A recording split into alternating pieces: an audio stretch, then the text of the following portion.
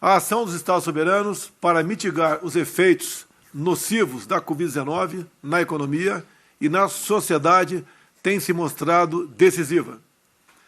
Temos contado também com o apoio fundamental de instituições internacionais de créditos aliadas à nossa causa.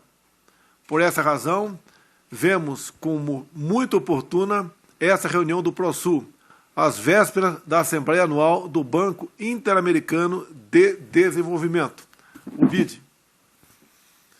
A pandemia suspendeu as atividades da cadeia produtiva de nossos países e teve impactos severos sobre os níveis de emprego e renda em todo o mundo. Por trás das estatísticas, nos solidarizamos com milhões de famílias que, sem o amparo dos governos nacionais, perderiam seus meios de subsistência, sua segurança alimentar e sua dignidade como seres humanos. A situação é ainda mais grave em países como os nossos, onde número significativo de pessoas precisa buscar seu sustento e de seus familiares por meio da informalidade, muitas vezes trabalhando de dia para pagar a comida da noite, sem garantia de uma renda mínima. Para enfrentar essa situação, nosso governo criou um dos maiores programas sociais do mundo, prestando auxílio emergencial a mais de 67 milhões de brasileiros em situação de vulnerabilidade, aqueles que não têm emprego ou que trabalham no setor informal. Os pagamentos totalizaram mais de 50 bilhões de dólares. Neste momento, trabalhamos para estender o auxílio emergencial do governo federal por mais alguns meses, até que consigamos superar a situação lamentável que temos ainda hoje. Assim como ocorreu em quase todo o mundo, as medidas de combate à Covid tiveram enorme impacto fiscal no Brasil, equivalente a cerca de 8,6% do nosso PIB.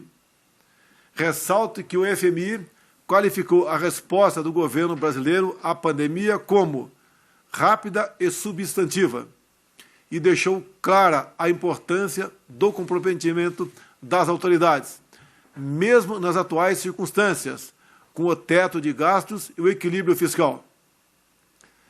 Temos mantido esse compromisso. Em 2020, o PIB brasileiro apresentou recuo de 4,1%, o que corresponde a menos da metade da queda projetada por especialistas no início da pandemia. Em razão das medidas tomadas por nosso governo, a economia brasileira iniciou sua trajetória de recuperação já no quarto trimestre do ano passado, com um crescimento de 3,2% em relação ao trimestre anterior. Estamos firmemente determinados a aprovar iniciativas que irão permitir o crescimento sustentado da nossa economia nos próximos anos, como a reforma administrativa, a reforma tributária, a nova lei de falências e a privatização de empresas estatais. Buscamos também estabelecer marcos regulatórios que fortaleçam a segurança jurídica, melhorem o ambiente de negócios e ampliem os investimentos em diversos setores, como, por exemplo, os de petróleo e gás, de infraestrutura viária, de saneamento e de bioeconomia.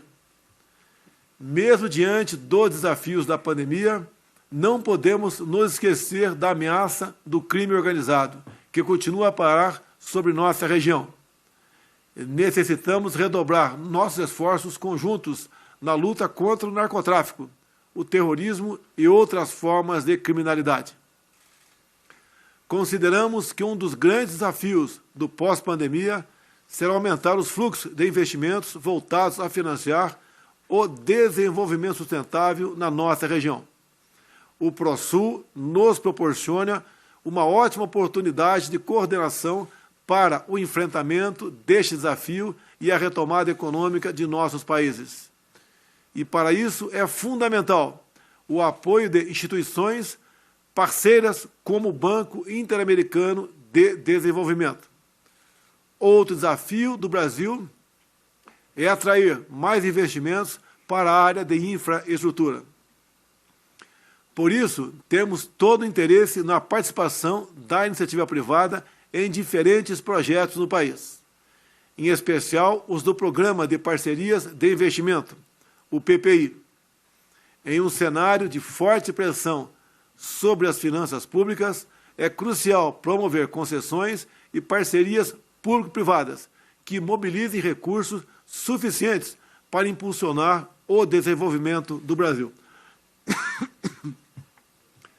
Já obtivemos muitos progressos, mas queremos avançar ainda mais em áreas como transporte, logística e saneamento urbano. É com satisfação que também destaco o alinhamento do BID a essas prioridades em sua estratégia para o Brasil no período 2019-2022.